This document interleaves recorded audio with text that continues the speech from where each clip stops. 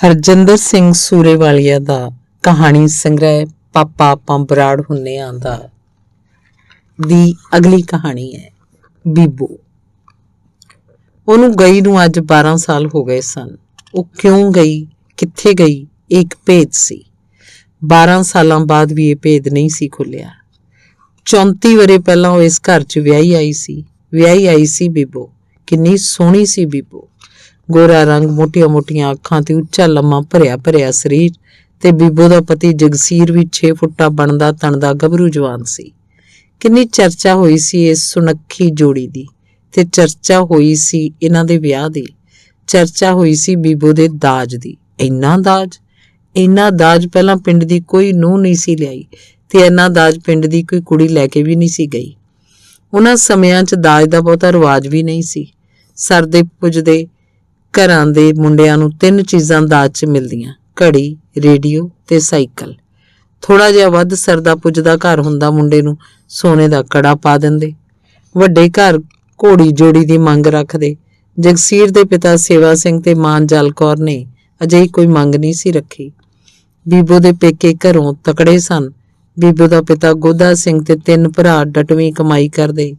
ਜ਼ਮੀਨ ਚੰਗੀ ਸੀ, ਫਸਲ ਦੇ ਅੰਬਾਰ ਲੱਗ ਜਾਂਦੇ।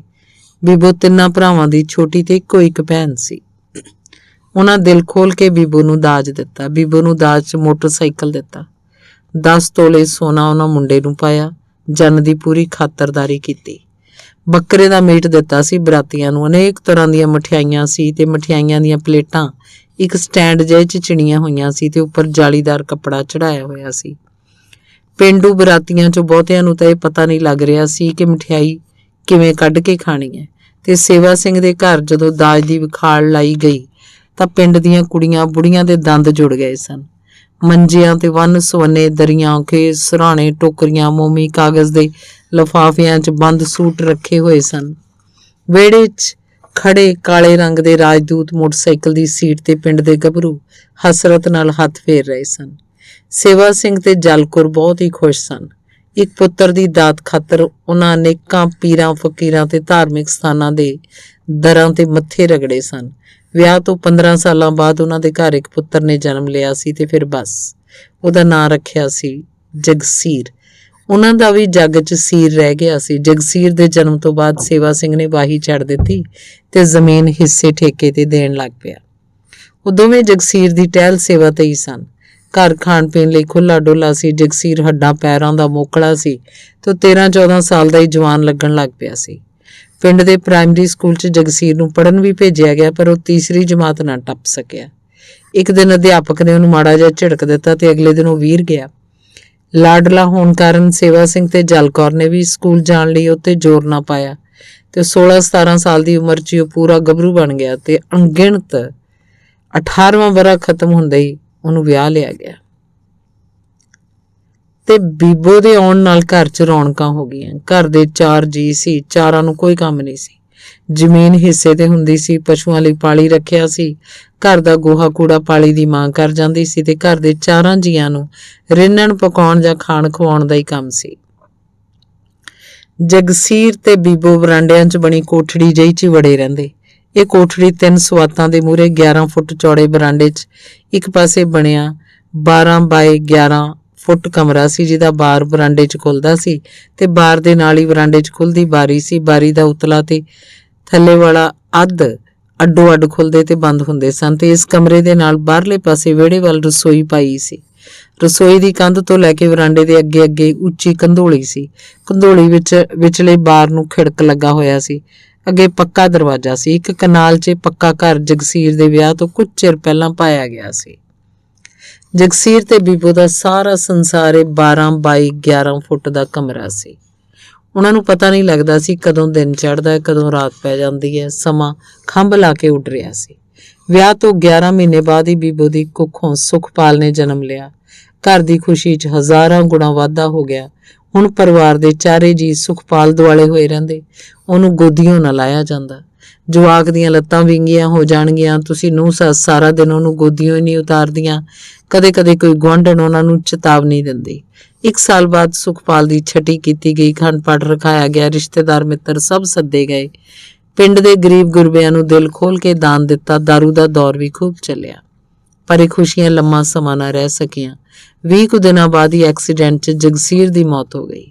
ਉਹ ਸ਼ਹਿਰੋਂ ਮੋਟਰਸਾਈਕਲ ਤੇ ਆ ਰਿਹਾ ਸੀ ਕਿ ਸੜਕ ਤੋਂ ਤੇ ਪਿੱਛੋਂ ਆ ਰਿਹਾ ਇੱਕ ਟਰੱਕ ਫੇਟ ਮਾਰ ਗਿਆ। ਪਰਿਵਾਰ ਤੇ ਕਹਿਰ ਟੁੱਟ ਪਿਆ। ਬੀਬੋ ਰੋ ਰੋ ਪਾਗਲ ਹੋ ਗਈ।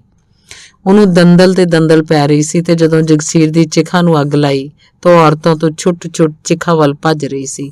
ਮਸਾਂ ਉਹਨੂੰ ਕਾਬੂ ਕੀਤਾ ਗਿਆ। ਸੰਸਕਾਰ ਤੋਂ ਤੀਜੇ ਦਿਨ ਬਾਅਦ ਜਗਸੀਰ ਦੇ ਫੁੱਲ ਚੁਗੇ ਗਏ। ਔਰਤਾਂ ਨੇ ਮਸਾਂ ਬੀਬੋ ਨੂੰ ਨਵਾਇਆ, ਉਹਦੇ ਸਿਰ ਤੇ ਚਿੱਟੀ ਚੁੰਨੀ ਦੇ ਦਿੱਤੀ। ਜਲਕੌਰ ਸੁਖਪਾਲ ਨੂੰ ਗੋਦੀ 'ਚ ਲੈ ਕੇ ਉਸ ਕੋਲ ਬੈਠਦੀ ਕਹਿੰਦੀ, ਪੁੱਤ ਸਬਰ ਕਰ, ਉਹਦਾ ਡੁੱਬੜੇ ਦਾ ਸਾਡੇ ਨਾਲ ਇੰਨਾ ਕੋਈ ਸਬੰਧ ਸੀ। ਆ ਪਾਲ ਵੱਲ ਵੇਖ, ਉਹਦੀ ਨਿਸ਼ਾਨੀ ਹੈ, ਬਿਲਕੁਲ ਉਸੇ ਵਰਗਾ ਹੀ ਹੈ। ਨਿੱਕਾ ਹੁੰਦਾ ਜਗਸੀਰ ਵੀ ਇਹੋ ਜਿਹਾ ਹੀ ਹੁੰਦਾ ਸੀ। ਇਹ ਕਹਿ ਕੇ ਉਹ ਸੁਖਪਾਲ ਨੂੰ ਬੀਬੋ ਦੀ ਗੋਦੀ 'ਚ ਬਿਠਾ ਦਿੰਦੀ। ਜਗਸੀਰ ਦੀ ਮੌਤ ਵਾਲੇ ਦਿਨ ਤੋਂ ਹੀ ਬੀਬੋ ਦਾ ਪਿਤਾ ਗੋਦਾ ਸਿੰਘ ਉਹਦੇ ਕੋਲ ਹੀ ਸੀ। ਭੋਗ ਤੋਂ 2 ਕੁ ਦਿਨ ਬਾਅਦ ਉਹਨੇ ਬੀਬੋ ਨੂੰ ਆਪਣੇ ਨਾਲ ਲਿਜਾਣਾ ਚਾਹਿਆ, ਪਰ ਬੀਬੋ ਨਾ ਗਈ ਤੇ ਉਹ ਆਪਣੇ ਪਿੰਡ ਚਲਾ ਗਿਆ। ਹਫ਼ਤੇ ਕੁ ਬਾਅਦ ਉਹ ਫੇਰ ਮੁੜ ਆਇਆ। ਬੀਬੋ ਦਾ ਵੱਡਾ ਭਰਾ ਤੇ ਚਾਚਾ ਵੀ ਉਸ ਨਾਲ ਆਏ ਸੀ। ਸਾਰੀ ਰਾਤ ਉਹ ਸੇਵਾ ਸਿੰਘ ਨਾਲ ਵਿਚਾਰ ਵਟਾਂਦਰਾ ਕਰਦੇ ਰਹੇ। ਸੇਵਾ ਸਿੰਘ ਦੀਆਂ ਅੱਖਾਂ 'ਚੋਂ ਪਰਲ ਹੰਝੂ ਵਹਿੰਦੇ ਰਹੇ। ਦੇਖ ਸੇਵਾ ਸਿੰਘ, ਬੀਬੋ ਹੁਣ ਮੇਰੀ ਧੀ ਨਹੀਂ, ਤੇਰੀ ਧੀ ਹੈ। ਤੂੰ ਇਸ ਬਾਰੇ ਸੋਚ। ਜੇ ਤੁਹਾਡੀ ਰਿਸ਼ਤੇਦਾਰੀ 'ਚ ਕੋਈ ਮੁੰਡਾ ਹੈ, ਉੱਥੇ ਤੋਰ ਦੇ, ਭਾਵੇਂ ਉਹ ਮੁੰਡੇ ਨੂੰ ਇੱਥੇ ਬੁਲਾ ਲੈ, ਜਾਂ ਫਿਰ ਭਾਈ ਅਸੀਂ ਕੋਈ ਮੁੰਡਾ ਭਾਲ ਕੇ ਬੀਬੋ ਨੂੰ ਤੋਰ ਦਿੰਦੇ ਹਾਂ। ਤੁਸੀਂ ਆਪਣੇ ਅੰਸ਼ ਭਾਲ ਲਓ। ਗੋਦਾ ਸਿੰਘ ਨੇ ਕਿਹਾ, ਸਾਡੀ ਰਿਸ਼ਤੇਦਾਰੀ 'ਚ ਕੋਈ ਮੁੰਡਾ ਨਹੀਂ ਹੈ, ਜਿਵੇਂ ਤੁਹਾਨੂੰ ਠੀਕ ਲੱਗਦਾ ਕਰ ਲਓ। ਸੇਵਾ ਸਿੰਘ ਨੇ ਜਵਾਬ ਦਿੱਤਾ ਸੀ। ਪਹਾੜ ਜਿੱਡੀ ਜ਼ਿੰਦਗੀ ਇਹ ਕੁੜੀ ਕਿਵੇਂ ਕੱਢੂਗੀ? ਉਹਨਾਂ ਦੇ ਸਾਹਮਣੇ ਵੱਡਾ ਸਵਾਲ ਸੀ। ਆਪਾਂ ਬੀਬੋ ਤੋਂ ਤਾਂ ਪੁੱਛ ਲਈਏ। ਬੀਬੋ ਦੇ ਵੱਡੇ ਭਰਾ ਨੇ ਕਿਹਾ ਸੀ। ਲੈ, ਕੁੜੀ ਤੋਂ ਕੀ ਪੁੱਛਣਾ, ਉਹ ਕਿਵੇਂ ਕੁਝ ਕਹਿ ਸਕਦੀ ਹੈ? ਉਹਦਾ ਭਲਾ ਬੁਰਾ ਤਾਂ ਹੁਣ ਆਪਾਂ ਸੋਚਣਾ। ਬੀਬੋ ਦੇ ਚਾਚੇ ਨੇ ਆਪਣੇ ਭਤੀਜੇ ਨੂੰ ਕੱਟਦਿਆਂ ਕਿਹਾ ਸੀ। ਅਗਲੇ ਦਿਨ ਸਵੇਰੇ ਉਹ ਵਰਾਂਡੇ 'ਚ ਡੱਠੇ ਮੰਜਿਆਂ ਤੇ ਜੁੜ ਬੈਠੇ। ਜਲਕੌਰ ਕੋਲ ਹੀ ਪੀੜੀ ਤੇ ਬੈਠੀ ਸੀ। ਸੁਖਪਾਲ ਉਹਦੀ ਗੋਦ 'ਚ ਬੈਠਾ ਛਣਕਣੇ ਨਾਲ ਖੇਡ ਰਿਹਾ ਸੀ। ਚੱਲ ਪੁੱਤ, ਪਾ ਲੀੜੇ, ਅਸੀਂ ਤਾਂ ਤੈਨੂੰ ਲੈ ਕੇ ਜਾਣਾ, ਗੋਦਾ ਸਿੰਘ ਨੇ ਭਰੇ ਮਨ ਨਾਲ ਬੀਬੋ ਨੂੰ ਆਖਿਆ। ਜਲਕੌਰ ਦੀਆਂ ਅੱਖਾਂ 'ਚੋਂ ਪਾਣੀ ਵਹਿ ਰਿਹਾ ਸੀ। ਬੀਬੋ ਚੁੱਪਚਾਪ ਗੋਡਿਆਂ 'ਚ ਸਿਰ ਦੇਈ ਭੁੰਜੇ ਬੈਠੀ ਸੀ। ਚੱਲ ਪੁੱਤ, ਜਿਗਰਾ ਤਕੜਾ ਕਰ, ਤੇਰਾ ਇਸ ਘਰ 'ਚ ਇੰਨਾ ਕੋਈ ਦਾਣਾ ਪਾਣੀ ਲਿਖਿਆ ਸੀ, ਗੋਦਾ ਸਿੰਘ ਨੇ ਫੇਰ ਕਿਹਾ। ਬੀਬੋ ਨੇ ਆਪਣੇ ਸੱਸ ਸਹੁਰੇ ਵੱਲ ਦੇਖਿਆ। ਸੇਵਾ ਸਿੰਘ ਦੀ ਦੁੱਧ ਚਿੱਟੀ ਦਾੜੀ 'ਚ ਅਥਰੂਆਂ ਦੀਆਂ ਬੂੰਦਾਂ ਅਟਕੀਆਂ ਸੀ। ਜਲਕੌਰ ਸਿਰ ਦੇ ਪੱਲੇ ਨਾਲ ਅੱਖਾਂ ਪੂੰਝ ਰਹੀ ਸੀ। ਇਸ ਸੱਸ ਸਹੁਰੇ ਨੇ ਉਹਨੂੰ ਮਾਂ ਪਿਓ ਨਾਲੋਂ ਵੱਧ ਪਿਆਰ ਦਿੱਤਾ ਸੀ। ਪਿੰਡ ਦੀਆਂ ਬੁੜੀਆਂ ਅਕਸਰ ਹੀ ਕਹਿੰਦੀਆਂ ਸੀ ਕਿ ਜਲਕੌਰ ਤਾਂ ਨੂੰਹ ਦੇ ਸਾਹਾਂ 'ਚ ਸਾਹ ਲੈਂਦੀ ਹੈ। ਬੜਾ ਬੋਝਲ ਸਮਾਂ ਸੀ ਇਹ ਤੋਂ ਪਹਿਲਾਂ ਕਿ ਕੋਈ ਹੋਰ ਜਣਾ ਕੁਝ ਬੋਲਦਾ ਬੀਬੋ ਦੀਆਂ ਧਾਹਾਂ ਨਿਕਲ ਗਈਆਂ। ਉਹ ਭੱਜ ਕੇ ਆਪਣੇ ਕਮਰੇ 'ਚ ਜਾ ਵੜੀ ਤੇ ਨਮਾਰੀ ਪਲੰਗ ਤੇ ਰੱਖੇ ਬਿਸਤਰਿਆਂ ਦੇ ਢੇਰ ਤੇ ਜਾ ਡਿੱਗੀ। ਉਹਦਾ ਬਾਪ, ਚਾਚਾ, ਭਰਾ ਉਹਦੇ ਮਗਰੇ ਕਮਰੇ 'ਚ ਆ ਵੜੇ। ਪਲੰਗ ਤੇ ਬੈਠ ਕੇ ਪਿਤਾ ਨੇ ਉਹਦਾ ਸਿਰ ਆਪਣੀ ਬੁੱਕਲ 'ਚ ਰੱਖ ਲਿਆ ਤੇ ਪਿਆਰ ਨਾਲ ਉਹਦੇ ਸਿਰ ਤੇ ਹੱਥ ਫੇਰਨ ਲੱਗਿਆ। ਹੰਝੂਆਂ ਨਾਲ ਉਹਦੀ ਕਰੜ ਬਰੜੀ ਦਾੜੀ ਗਿੱਲੀ ਹੋ ਗਈ। ਬਾਪੂ, ਮੈਂ ਘਰ ਛੱਡ ਕੇ ਹੁਣ ਕਿਤੇ ਨਹੀਂ ਜਾ ਸਕਦੀ। ਦਰਵੇਸ਼ ਸੱਸ ਸਹੁਰੇ ਨੂੰ ਧੱਕਾ ਦੇ ਜਾਵਾਂ। ਕੀ ਹੋ ਗਿਆ ਜੇ ਉਹ ਨਹੀਂ ਰਿਹਾ? ਉਹਦੀ ਨਿਸ਼ਾਨੀ ਮੇਰੇ ਕੋਲ ਹੈ, ਮੈਂ ਇਹਨੂੰ ਪਾਲਾਂਗੀ। ਰੋਣਾ ਛੱਡ ਕੇ ਬੀਬੋ ਨੇ ਉਹਨਾਂ ਨੂੰ ਕਿਹਾ, ਪਰ ਧੀਏ, ਜੇ ਤੇਰੀ ਅਜੇ ਉਮਰ। ਗੋਦਾ ਸਿੰਘ ਕਹਿੰਦਾ ਰੁਕ ਗਿਆ। ਉਮਰ? ਬਾਪੂ, ਮੈਂ ਸਮਝਦੀ ਹਾਂ। ਬਾਪੂ, ਮੈਂ ਤੇਰੀ ਪੱਗ ਨੂੰ ਦਾਗ ਨਹੀਂ ਲੱਗਣ ਦਿਆਂਗੀ। ਇਸ ਘਰ ਦੀ ਇੱਜ਼ਤ ਆਬਰੂ ਵੀ ਰੱਖਾਂਗੇ, ਪਰ ਮੈਂ ਹੁਣ ਇਹ ਘਰ ਛੱਡ ਕੇ ਨਹੀਂ ਜਾ ਸਕਦੀ। ਬੀਬੋ ਨੇ ਆਪਣਾ 2 ਟੁਕ ਫੈਸਲਾ ਸੁਣਾ ਦਿੱਤਾ। ਚੰਗਾ ਭਾਈ, ਜਿਵੇਂ ਡਾਢੇ ਨੂੰ ਮਨਜ਼ੂਰ ਉਵੇਂ ਸਹੀ। ਵਿਹੜੇ 'ਚ ਆ ਕੇ ਗੋਦਾ ਸਿੰਘ ਨੇ ਦੋਵੇਂ ਹੱਥ ਜੋੜ ਕੇ ਸਿਰ ਤੋਂ ਉੱਚੇ ਕੀਤੇ ਤੇ ਆਖਿਆ, ਤੇ ਤਿੰਨੇ ਵਾਪਸ ਮੁੜ ਗਏ। ਉਹਨਾਂ ਦੇ ਜਾਣ ਤੋਂ ਬਾਅਦ ਜਲਕੌਰ ਅੰਦਰ ਆ ਗਈ। ਨੂੰਹ ਸੱਸ ਬੈਠੀਆਂ ਰੋਂਦੀਆਂ ਰਹੀਆਂ। ਬੇਬੇ, ਐਂ ਤਾਂ ਨਹੀਂ ਸਰਨਾ, ਚੱਲ ਉੱਠ, ਰੋਟੀ ਟੁੱਕ ਕਰੀਏ, ਪਾਲ ਵੀ ਭੁੱਖਾ ਹੋਊ, ਇਹਨੂੰ ਵੀ ਦਈਏ ਦੁੱਧ ਗਰਮ ਕਰਕੇ। ਬੀਬੋ ਨੇ ਆਪਣੇ ਸੱਸ ਨੂੰ ਕਿਹਾ ਤੇ ਬਾਹੋਂ ਫੜ ਕੇ ਉਹਨੂੰ ਉਠਾ ਲਿਆ। ਉਸ ਦਿਨ ਤੋਂ ਬੀਬੋ ਸਹਿਜ ਹੋ ਗਈ। ਬੀਬੋ ਆਪਣਾ ਮੰਜਾ ਸੱਸ ਸਹੁਰੇ ਕੋਲ ਡਾਹੁੰਦੀ। ਵਰਾਂਡੇ ਵਿਚਲੀ ਕੋਠੜੀ ਨੁਮਾ ਕਮਰੇ ਨੂੰ ਹੁਣ ਉਹ ਅਕਸਰ ਹੀ ਅਰਲ ਲੱਗੀ ਰਹਿੰਦੀ। ਉਹਨਾਂ ਦੇ ਜ਼ਮੀਨ ਦੇ 10-10 ਕਿੱਲਿਆਂ ਦੇ 2 ਟੱਕ ਸੀ, ਇੱਕ ਨਿਆਈ ਵਾਲਾ, ਦੂਜਾ ਢਾਬ ਵਾਲਾ।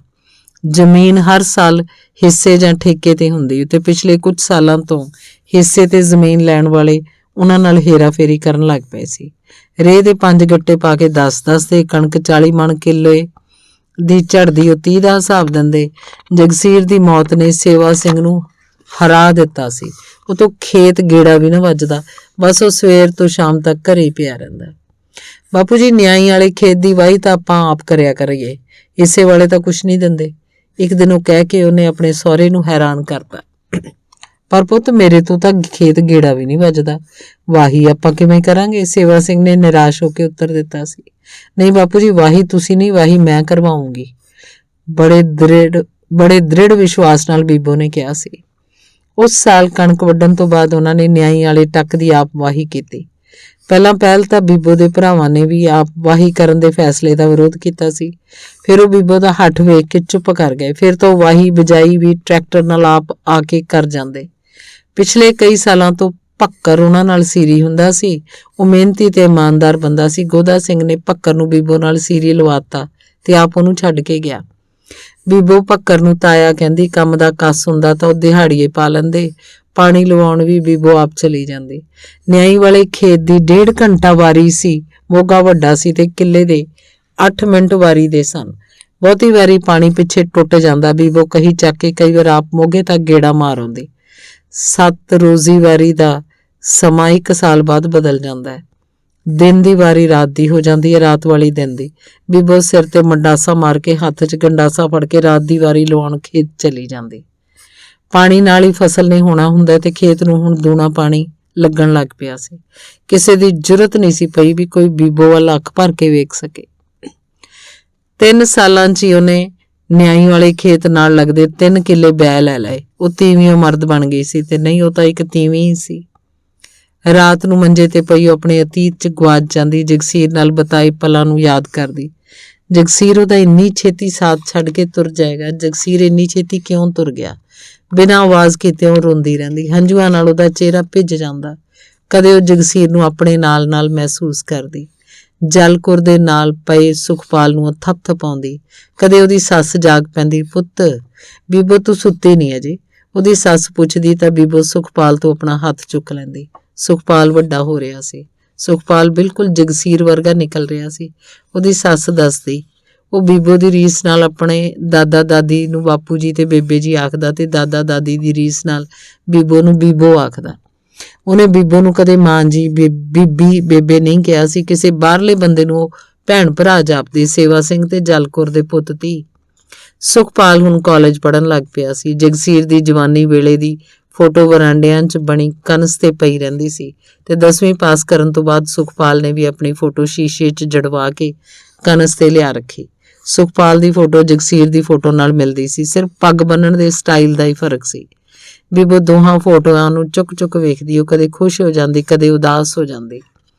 ਦਿਨ ਲੰਘ ਰਹੇ ਸੀ। ਸੁਖਪਾਲ ਨੇ BA ਭਾਗ ਦੂਜਾ ਕਰ ਲਿਆ ਸੀ। ਉਹਨੂੰ ਅਨੇਕਾਂ ਰਿਸ਼ਤੇ ਆ ਰਹੇ ਸੀ।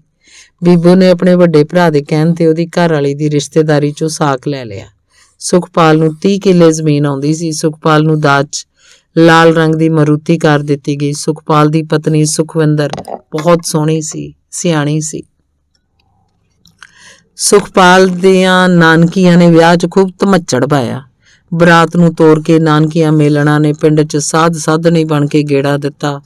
ਬਾਣੀਆਂ ਦੀਆਂ 1-2 ਹੱਟੀਆਂ ਤੋਂ ਖਾਣ ਪੀਣ ਦੀਆਂ ਵਸਤਾਂ ਦੀ ਲੁੱਟ ਮਾਰ ਕੀਤੀ। ਖਰਮਸਤੀਆਂ ਮੇਲਣਾ ਨੇ ਪਿੰਡ ਦੇ ਕੱਚੇ ਕੋਠਿਆਂ ਦੇ ਪਰਨਾਲੇ ਤੋੜ ਦਿੱਤੇ। ਉਹਨਾਂ ਬੀਬੋ ਨੂੰ ਵੀ ਨਾਲ ਨੱਚਣ ਲਈ ਰੱਖਿਆ। ਬੀਤੀ ਰਾਤ ਉਹਨਾਂ ਪਿੰਡ 'ਚ ਜਾਗੋ ਕੱਢੀ। ਬਰਾਤ ਆ ਗਈ ਦੇ ਰੌਲੇ ਨਾਲ ਹੀ ਉਹਨਾਂ ਦਾ ਧਮੱਚੜ ਖਤਮ ਹੋਇਆ। ਬਰਾਤ ਕੁਝ ਸੰਧਿਆ ਹੀ ਮੁੜ ਆਈ ਸੀ। ਸੁਖਵਿੰਦਰ ਦੇ ਦਾਜ ਦਾ ਸਮਾਨ 2 ਟਰੈਕਟਰ ਟਰਾਲੀਆਂ ਤੇ ਪਹਿਲਾਂ ਹੀ ਪਹੁੰਚ ਚੁੱਕਾ ਸੀ।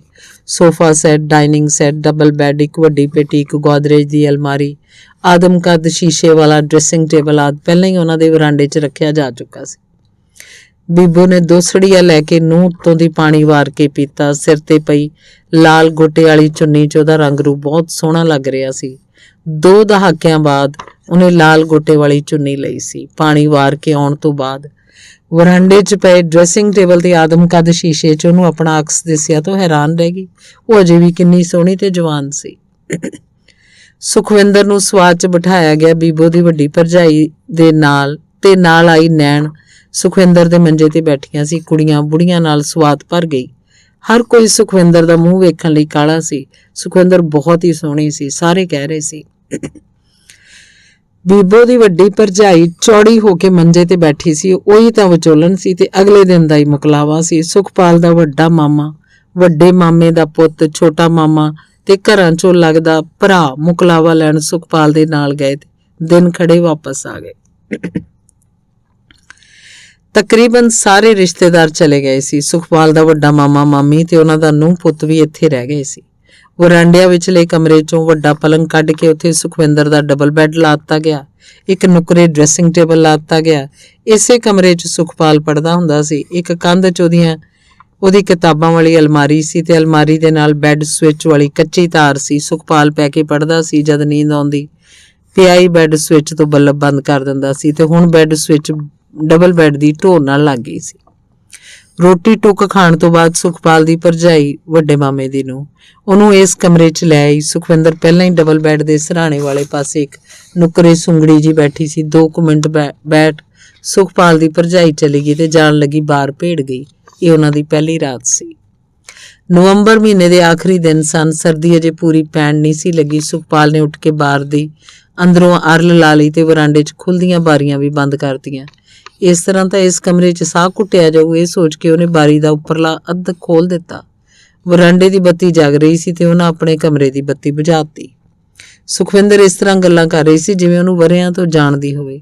ਅੱਧੀ ਕੁ ਰਾਤ ਨੂੰ ਸੁਖਪਾਲ ਨੇ ਬੈੱਡ ਸਵਿਚ ਆਨ ਕਰ ਦਿੱਤਾ ਤਾਂ ਸੁਖਵਿੰਦਰ ਨੇ ਤੁਰੰਤ ਹੀ ਆਫ ਕਰਤਾ।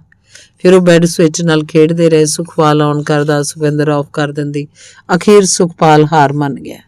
ਅਗਲੇ ਦਿਨ ਸੁਖਪਾਲ ਦਾ ਮਾਮਾ ਮਾਮੀ ਤੇ ਭਰਾ ਭਰਜਾਈ ਵੀ ਆਪਣੇ ਪਿੰਡ ਨੂੰ ਮੁੜ ਗਏ। ਰਾਤ ਨੂੰ ਬੈੱਡ ਸਵਿਚ ਆਨ ਆਫ ਦੀ ਖੇਡ ਚੱਲਦੀ ਰਹੀ। ਇਸ ਰਾਤ ਸੁਖਵਿੰਦਰ ਨੇ ਹਾਰ ਮੰਨ ਲਈ। ਬੱਤੀ ਜਗਦੀ ਰਹਿ ਗਈ। ਅਚਾਨਕ ਸੁਖਵਿੰਦਰ ਨੂੰ ਜਾਪਿਆ ਜਿਵੇਂ ਕੋਈ ਬਾਰੀ ਦੇ ਨਾਲ ਖੜਾ ਹੈ। ਉਹਨੇ ਰਜਾਈ ਆਪਣੇ ਉੱਪਰ ਖਿੱਚ ਲਈ ਤੇ ਲੰਮੀ ਬਾਂਹ ਕਰਕੇ ਬੈੱਡ ਸਵਿਚ ਤੋਂ ਬੱਤੀ ਬੰਦ ਕਰਕੇ ਤੇਜ਼ੀ ਨਾਲ ਬਾਰੀ ਕੋਲ ਜਾ ਕੇ ਖੜੀ ਹੋਈ। ਉਹਦੀ ਸੱਸ ਬੀਬੋ ਆਪਣੇ ਮੰਜੇ ਵੱਲ ਤੁਰੀ ਜਾ ਰਹੀ ਸੀ। ਕੀ ਗੱਲ ਹੋ ਗਈ? ਉਹਨੇ ਇਸ ਤਰ੍ਹਾਂ ਅਚਾਨਕ ਬਿਜਲੀ ਬੰਦ ਕਰ ਦੇਣ ਤੇ ਉੱਠ ਖੜੋਣ ਨਾਲ ਸੁਖਪਾਲ ਨੇ ਤਰਬਕ ਕੇ ਪੁੱਛਿਆ। ਕੋਈ ਗੱਲ ਨਹੀਂ, ਖੜਕਾ ਹੋਇਆ ਸੀ। ਮਾਂ ਜੀ ਸੀ ਚੌਂਤਰੇ ਉੱਤੇ ਪਾਣੀ ਪੀਣ ਆਈ ਹੋਏਗੀ। ਸੁਖਵਿੰਦਰ ਨੇ ਆ ਕੇ ਲੇਟਦਿਆਂ ਜਵਾਬ ਦਿੱਤਾ। ਅਸਲੀ ਗੱਲ ਉਹ ਅਜੇ ਵੀ ਲੁਕਾ ਗਈ ਸੀ। ਅਗਲੇ ਦਿਨ ਸੁਖਵਿੰਦਰ ਦਾ ਭਰਾ ਆ ਕੇ ਉਹਨੂੰ ਲੈ ਗਿਆ ਤੇ ਉਹ ਪੇਕੀ ਚਲੀ ਗਈ। ਅਗਲੇ ਦਿਨਾਂ 'ਚ ਬੀਬੋ ਨੇ ਵਿਆਹ ਤੇ ਆਏ ਖਰਚੇ ਦਾ ਹਿਸਾਬ ਕਿਤਾਬ ਕੀਤਾ। ਬੈਂਕ ਦੀਆਂ ਕਾਪੀਆਂ 'ਚ ਜੋ ਪੈਸੇ ਬਚੇ ਸੀ ਉਹ ਵੀ ਕਢਾ ਲਿਆਈ। ਸਾਰਾ ਕੁਝ ਸੁਖਪਾਲ ਦੇ ਹਵਾਲੇ ਕਰਤਾ। ਸੁਖਪਾਲ ਦੀਆਂ ਸਲਾਮੀਆਂ ਦੇ ਪੈਸੇ ਵੀ ਉਹਨੂੰ ਹੀ ਫੜਾ ਦਿੱਤੇ। ਉਹਦੇ ਦਾਦਾ ਦਾਦੀ ਤਾਂ ਲੈਣ ਦੇਣ ਦੇ ਮਾਮਲੇ ਤੋਂ ਪਹਿਲਾਂ ਹੀ ਸੁਰਖਰੂ ਸਨ। ਸੁਖਪਾਲ ਹੈਰਾਨ ਸੀ। ਹਫ਼ਤੇ ਕੁ ਬਾਅਦ ਹੀ ਉਹ ਸੁਖਵਿੰਦਰ ਨੂੰ ਲੈ ਆਇਆ। ਉਸ ਰਾਤ ਉਹਨਾਂ ਦੇ ਕਮਰੇ ਦੀ ਬੱਤੀ ਬੰਦ ਹੀ ਰਹੀ। ਸਵੇਰ ਦੇ 7 ਵਜੇ ਜਲਕੌਰ ਉਹਨਾਂ ਦਾ ਬੂਹਾ ਖੜਕਾ ਰਹੀ ਸੀ। ਦੋਹਾਂ ਨੇ ਜਲਦੀ ਕੱਪੜੇ ਪਹਿਨੇ, ਬੂਹਾ ਖੋਲ੍ਹਤਾ। ਪੁੱਤ ਬੀਬੋ ਪਤਾ ਨਹੀਂ ਕਿੱਥੇ ਹੈ? ਅੱਗੇ ਤਾਂ ਉਹ ਸਾਨੂੰ 5 ਵਜੇ ਹੀ ਚਾਹ ਦੇ ਆਉਂਦੀ ਸੀ। ਉਹਦਾ ਮੰਜਾ ਖਾਲੀ ਪਿਆ ਤੇ ਬਾਹਰਲਾ ਬਾਰ ਵੀ ਖੁੱਲ੍ਹਾ ਪਿਆ। ਦੁਪਹਿਰ ਤੱਕ ਸੁਖਪਾਲ ਦਾ ਨਾਨਾ ਤੇ ਮਾਮੇ ਵੀ ਆ ਗਏ। ਸਾਰੇ ਹੈਰਾਨ ਤੇ ਨਿੰਮੋ ਝੋਣੇ ਸੀ। ਇਹ ਕੀ ਹੋ ਗਿਆ? ਕਿਉਂ ਹੋ ਗਿਆ ਸੀ? ਬੀਬੋ ਕਿਉਂ ਚਲੀ ਗਈ? ਬੀਬੋ ਕਿੱਥੇ ਚਲੀ ਗਈ? ਬੀਬੋ ਦਾ ਬਾਪ ਗੋਡਿਆਂ 'ਚ ਸਿਰ ਦੇ ਕੇ ਰੋ ਰਿਹਾ ਸੀ। 20 ਸਾਲਾਂ ਬਾਅਦ ਉਹ ਮੂੰਹ ਕਾਲਖ ਮਲ ਗਈ ਸੀ। ਸੁਖਪਾਲ ਕਈ ਦਿਨ ਘਰੋਂ ਬਾਹਰ ਨਾ ਨਿਕਲਿਆ। ਨਿੱਕੇ ਜਿਹੇ ਪਿੰਡ ਦੇ ਲੋਕ ਵੀ ਹੈਰਾਨ ਸੀ। ਉਹਨਾਂ ਨੂੰ ਕਿਸੇ ਤੇ ਸ਼ੱਕ ਸ਼ੁਬਾ ਵੀ ਨਹੀਂ ਸੀ।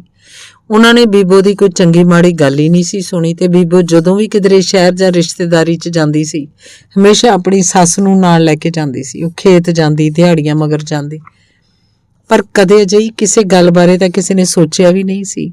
ਸਿਆਣਿਆਂ ਦੇ ਆਪਣੇ ਆਪਣੇ ਕਿਆਫੇ ਸੀ। ਉਹ ਜ਼ਰੂਰ ਹਰਿਦੁਆਰ ਜਾਂ ਕਿਤੇ ਹੋਰ ਸਾਧਨੀ ਬਣ ਬੈਠੀ ਹੈ। ਬੀਬੋ ਸਤੀ ਸਵਿਤਰੀ ਔਰਤ ਸੀ। ਉਹ ਕੋਈ ਗਲਤ ਕਦਮ ਨਹੀਂ ਚੁੱਕ ਸਕਦੀ। ਉਹਨੇ ਆਪਣਾ ਧਰਮ ਨਿਭਾ ਦਿੱਤਾ, ਪੁੱਤ ਪਾਲ ਪੋਸ ਕੇ ਵਿਆਹਤਾ ਤੇ ਹੁਣ ਸੀਤਾ ਵਾਂਗ ਧਰਤੀ ਨੇ ਉਹਨੂੰ ਵੇਲ ਦਿੱਤੀ। ਕਈ ਦਿਨ ਇਹ ਗੱਲਾਂ ਚੱਲਦੀਆਂ ਰਹੀਆਂ। ਕਦੇ ਸੁਖਵਿੰਦਰ ਦਾ ਮੂੰਹ ਖੋਲ੍ਹਣ ਨੂੰ ਦਿਲ ਕਰਦਾ। ਸੁਖਪਾਲ ਆਪਣੇ ਕਿਸੇ ਨਾ ਕਿਸੇ ਮਾਮੇ ਨੂੰ ਲੈ ਕੇ ਬਾਹਰ ਤੁਰਿਆ ਰਹਿੰਦਾ। ਉਹਨਾਂ ਹਜ਼ੂਰ ਸਾਹਿਬ ਤੱਕ ਦੇ ਸਾਰੇ ਗੁਰਦੁਆਰੇ ਛਾਣ ਮਾਰੇ। ਉਹ ਹਰਿਦੁਆਰ ਤੇ ਵਾਰਾਣਸੀ ਦੇ ਮੰਦਰਾਂ 'ਚ ਵੀ ਜਾ ਕੇ ਆਏ।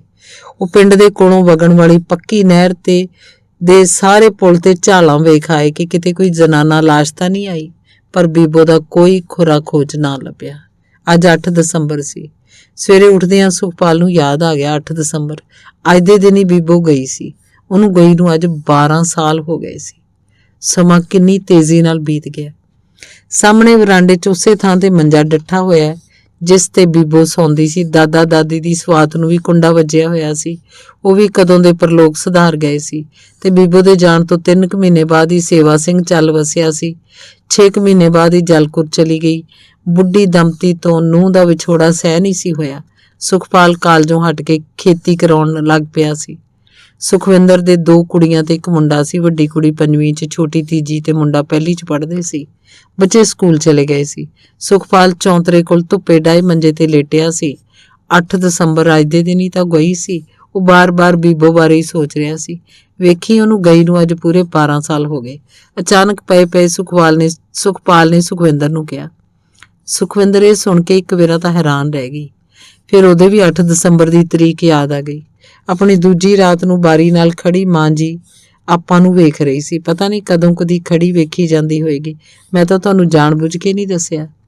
ਸੁਖਵਿੰਦਰ ਨੇ ਇਹ ਦੱਸਿਆ ਤਾਂ ਹੋਰ ਵੀ ਬੇਚੈਨ ਹੋ ਗਿਆ। ਸਾਰਾ ਦਿਨ ਉਹ ਉਦਾਸ ਫਿਰਦਾ ਰਿਹਾ। ਉਸ ਰਾਤ 12 ਵਜੇ ਸੁਖਪਾਲ ਹੜਬੜਾ ਕੇ ਉੱਠ ਖਲੋਤਾ। ਮਾਂ ਆ ਗਈ। ਘਬਰਾ ਕੇ ਸੁਖਵਿੰਦਰ ਨੇ ਸਵਿੱਚ ਆਨ ਕਰ ਦਿੱਤਾ। ਇੱਕ ਪਾਸੇ ਮੰਜੇ ਤੇ ਪਈਆਂ ਕੁੜੀਆਂ ਵੀ ਜਾਗ ਪਈਆਂ। ਕੀ ਗੱਲ ਹੈ? ਸੁਖਵਿੰਦਰ ਨੇ ਸੁਖਪਾਲ ਨੂੰ ਹਲੂਣਿਆ। ਮਾਂ ਆ ਗਈ ਹੈ, ਉਹਦੇ ਚਿੱਟੇ ਕੱਪੜੇ ਆ, ਗਲ 'ਚ ਕਾਲੇ ਮਣਕਿਆਂ ਵਾਲੀ ਮਾਲ ਹੈ। ਉਹ ਵੱਡਾ ਬਾਰ ਖੋਲ ਕੇ ਵਿਹੜੇ 'ਚ ਆ ਗਈ ਆ। ਆਹ ਵੇਖੀਏ, ਸੁਖਪਾਲ ਨੇ ਦੱਸਿਆ ਤੇ ਕਮਰੇ ਦਾ ਬਾਹਰ ਖੋਲ ਲਿਆ। ਬਿਜਲੀ ਦੇ 100 ਵਾਟ ਦੇ ਬਲਬ ਦੇ ਚਾਨਣ 'ਚ ਸਾਰੇ ਘਰ ਦੇ ਵਿਹੜੇ 'ਚ ਕੀੜੀ ਵੀ ਤੁਰੀ ਫਿਰਦੀ ਵੇਖੀ ਜਾ ਸਕਦੀ ਸੀ, ਪਰ ਉੱਥੇ ਵਿਹੜੇ 'ਚ ਕੋਈ ਨਹੀਂ ਸੀ। ਸੁਖਪਾਲ ਨੀਂਦ 'ਚੋਂ ਜਾਗਿਆ, ਪਰੇ ਵਰਾਂਡੇ 'ਚ ਡੱਠੇ ਮੰਜੇ ਤੇ ਜਾ ਬੈਠਾ, ਉੱਚੀ ਰੋਣ ਲੱਗ ਪਿਆ। ਹਾਏ ਮਾਂ, ਤੂੰ ਕਿੱਥੇ ਚਲੀ ਗਈ? ਮਾਂ, ਤੂੰ ਕਿਉਂ ਚਲੀ ਗਈ? ਹਾਏ ਮਾਂ, ਮੈਂ ਤੈਨੂੰ ਕਿੱਥੋਂ ਲੱਭਾਂ? ਪਹਿਲੀ ਵਾਰੀ ਉਹਨੇ ਬੀਬੋ ਨੂੰ ਮਾਂ ਆਖਿਆ ਸੀ ਤੇ ਉਹਦੇ ਜਾਣ ਤੋਂ ਬਾਅਦ ਇੰਨਾ ਰੋਇਆ ਸੀ। ਕੁੜੀਆਂ ਡੌਰ ਭਰ ਹੋਈਆਂ ਉਸ ਕੋਲ ਖੜੀਆਂ ਸਨ। ਸੁਖਵਿੰਦਰ ਉਹਦੇ ਮੋਢਿਆਂ ਤੇ ਹੱਥ ਰੱਖ ਕੇ ਉਹਨੂੰ ਵਰਾਉਣ ਦੀ ਕੋਸ਼ਿਸ਼ ਕਰ ਰਹੀ ਸੀ, ਪਰ ਉਹ ਬੱਚਿਆਂ ਵਾਂਗ ਰੋਈ ਜਾ ਰਿਹਾ ਸੀ। ਧੰਨਵਾਦ।